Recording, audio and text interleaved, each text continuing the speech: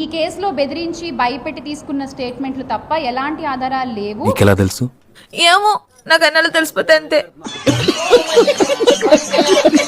కాస్త ఆలస్యమైనా కూడా నువ్వు వీకేదేదో వీక్కో, నేను జించేదేదో జించుకుంటా. ఏ వ్యక్తి అసగమనుండా ఈ ఆరోపణలన్నీ అబద్ధపు ఆరోపణలు అని చెప్పి ప్రజలు తెలుసుకుంటారు. అయ్య బాబోయ్ నిజమే, నమ్మబుద్ధి కావట్లేదురా.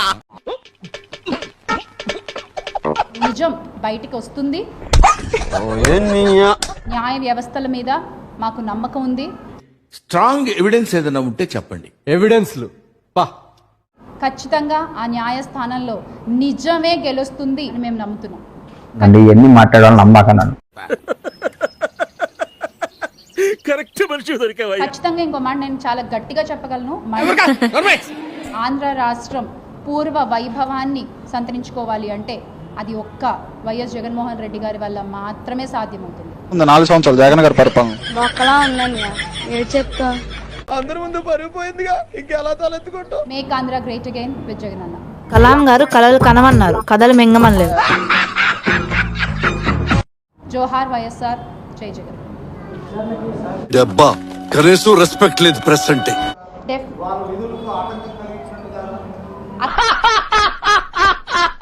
ఏం పాయింట్ పెట్టావన్నా, సూపర్. ఇక్కడ నేను ప్రవర్తన గురించి మాట్లాడుతున్నాను.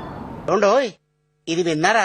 ఒక మహిళా మంత్రిని ఇలా పట్టుకుని మీరు పక్కకి తోసేయడం ఎంతవరకు సమంజసం? ఇది ఒక్కటి చెప్పండి నాకు. చూడు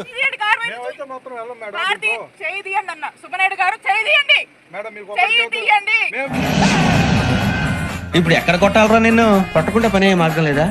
ఇది ఒక్కటే నేను అడిగేది, ఇది ఒక్కటే. ఒక మాజీ మహిళా మంత్రిని ఆ సుబ్బారాయుడు గారు అరే నీకు నా పేరు పలకటం రాకపోతే అన్నా అని పిలు, నా పేరును మాత్రం. ఆయన సుబ్బారాయుడు గారు పట్టుకుని అలా తోసేయడం ఎంతవరకు కరెక్ట్? మాట్లాడుకోవచ్చు కదా. ఇలాంటి పండిటి కాపురం కబుర్లు చెప్పావనుకో, కాల్చి పడదొప్పుతా.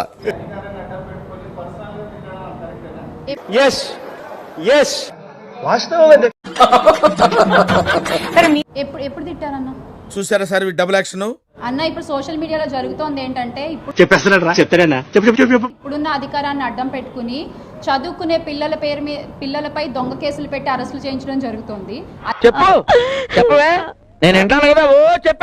అధికారాన్ని అడ్డం పెట్టుకుని పాత ప్రాజెక్టులు మేము తీసుకొస్తే వాళ్ళ పేర్లు వేసుకోవడం జరుగుతోంది. వింటానికి విల్లింగ్ గా ఉంటే శ్రీకృష్ణుడు భగవద్గీతలో అర్జునుడికి ఇంత చెప్పాడు. ఇప్పుడున్న అధికారాన్ని అడ్డం పెట్టుకుని లేనిపోని అబద్ధాలు ప్రచురించడం జరుగుతోంది. రాష్ట్ర గత 5 ఏళ్ల పాలనలో జగన్మోహన్ రెడ్డి గారు బ్రహ్మంగారి కాలజ్ఞానం చెప్పినట్టు చెప్పేస్తున్నాడు.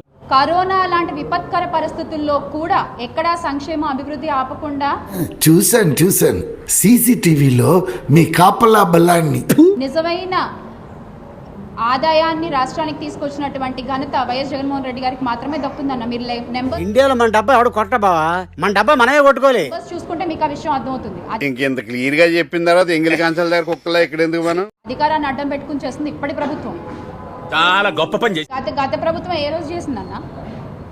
నీకు దండం పెడతాను, నువ్వు ఎంత తక్కువ పాసిబుల్ అంతనే మాట్లాడరాదు. మన గౌరవ ఉప ముఖ్యమంత్రి పిపిపి గారు చూసావరా దీని తలపొగరు. పిఠాపురం పీఠాధిపతి పవన్ కళ్యాణ్ గారు ఎన్నికల్లో ఎంత గోల పెట్టారు, ఎంత గగ్గోలు పెట్టారన్న. మీకే గుర్తు లేకపోతే ఎన్నోళ్ళు మాకేం గుర్తుంటదా? అందుకే మోడీ గారు కూడా మొన్న వచ్చినప్పుడు చాక్లెట్ ఇచ్చారు, తిని కూర్చో బాబు అని చెప్పి చూడు, ఉచ్చ లేచిపోద్ది. నిజంగా అంటే ఏ మహిళకి న్యాయం జరుగుతోంది? దళిత మహిళకి న్యాయం జరుగుతోంది, ఒక బీసీ మహిళకి న్యాయం జరుగుతోంది. ఏంటిది మాకేంటిది అంటున్నాను. అంతెందుకండి, మాజీ మంత్రిగా చేసినటువంటి మన విడుదల రజని గారిపైనే మొన్న అంత అసభ్యంగా సిఐ మాట్లాడితే ఒక మాజీ మంత్రికే రక్షణ లేకపోతే ఈ రాష్ట్రంలో సామాన్య మహిళలకు ఏం రక్షణ ఉంటుందండి? ఇలాంటి డ్రామాలు నెవర్ బిఫోర్ చూడటం కాదండి, మీరు చెయ్యాలంతే.